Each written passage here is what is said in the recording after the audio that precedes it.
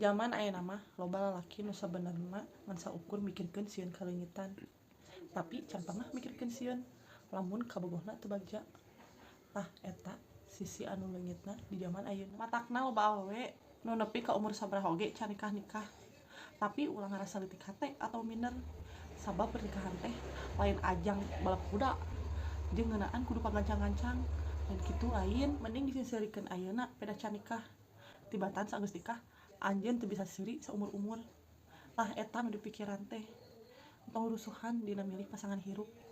Tong kabawa tekanan. Meureun kolot pernah ngomong, hayang geura-geura boga incu. Atawa ningali babaturan geus pada narikah. Nah hayu urang can.